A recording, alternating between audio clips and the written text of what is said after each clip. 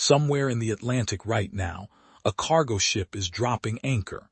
The captain has no idea what's directly below.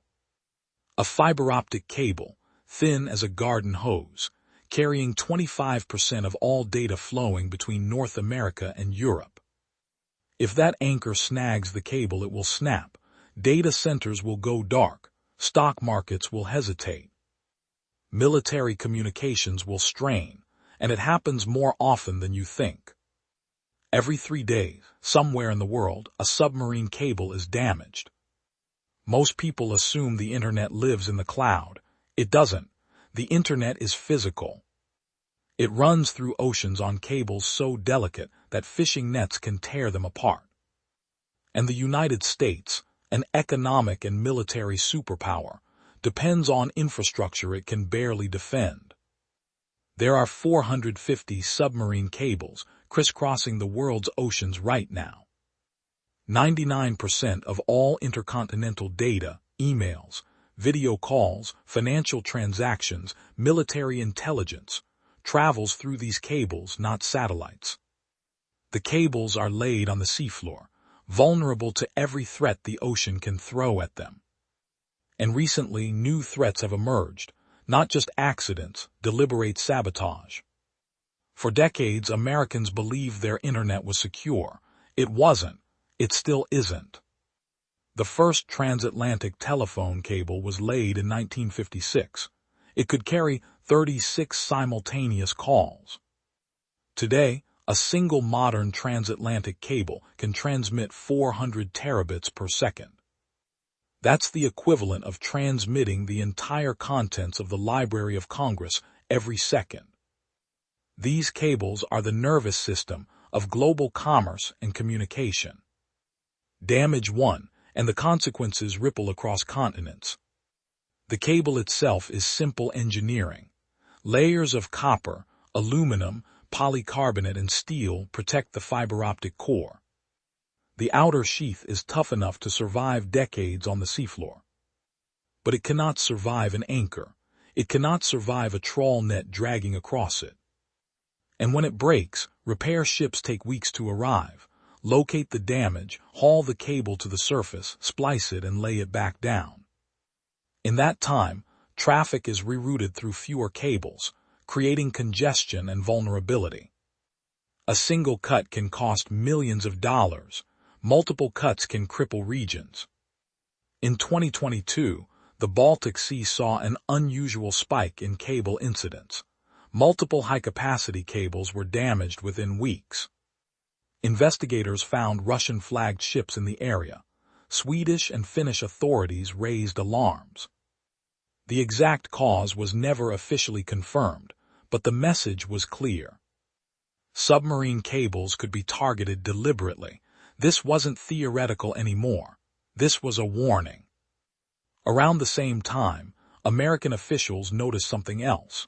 China was investing billions in submarine cable infrastructure across Asia, Southeast Asia, and the Pacific. Huawei and other Chinese companies were manufacturing cables. Chinese firms were participating in cable projects. To American intelligence agencies, this raised a troubling question. Could China use its control of cables to monitor traffic? Could they intercept data or cut cables during a conflict? The threat didn't have to be proven. The mere possibility was enough to reshape policy. The Arctic added another dimension. As ice melts, new cable routes are becoming viable. A cable route through the Arctic would be shorter, faster, more economical. But it would also be in a region where Russia has military dominance and where China is expanding influence. The nation that controls Arctic cables could control a major artery of future global commerce. The geopolitical competition was becoming frantic. Inside the Pentagon, a realization took hold. The internet was a vulnerability, not an asset. And the military had been monitoring it for decades without telling anyone.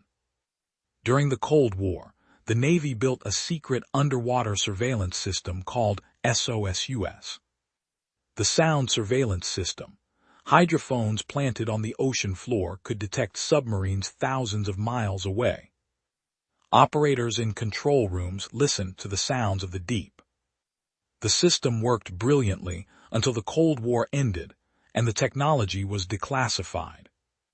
But the infrastructure remained. The hydrophone arrays were still on the seafloor. And they could do more than track submarines. They could monitor cables. The Navy has been quietly using these systems to detect damage, monitor traffic patterns, and watch for suspicious activity near cables.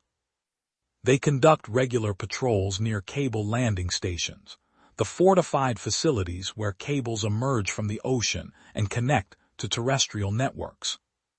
These stations are guarded by the Coast Guard and classified as critical infrastructure. But the surveillance extended far deeper than most people realized. What changed was that the private sector caught on.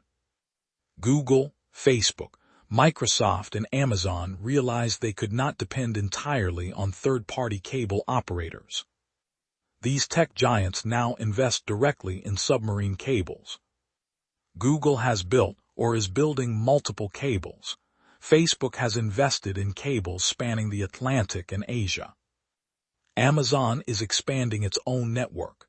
They are not doing this primarily for redundancy or speed, though those matter. They are doing this for strategic independence. They want to own the path their data travels. This shift is reshaping the Internet's physical architecture.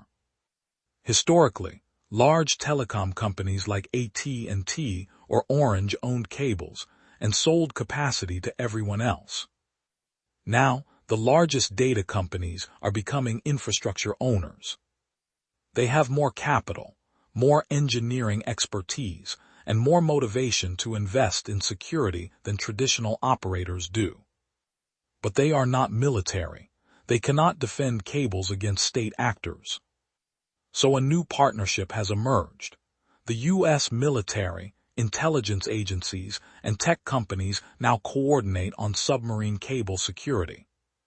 The government invests in monitoring and protection. Private companies invest in redundancy and new cables. The goal is resilience through diversity. So many cables on so many routes, controlled by so many entities, that no single attack can cripple the system. But challenges remain. The Arctic cables will be harder to defend and monitor. Repair ships are in short supply. There are only a handful globally, and they cost millions per day. A serious conflict could create a cascade of cable damage, faster than repair capacity can handle. And some cables are built by companies or countries that may not share American security priorities. Yet the very fact that this is now being discussed publicly shows that Americans are beginning to understand the truth. The Internet is not virtual. It is concrete. It is underwater. It requires ships and soldiers and engineers and investment to keep it running.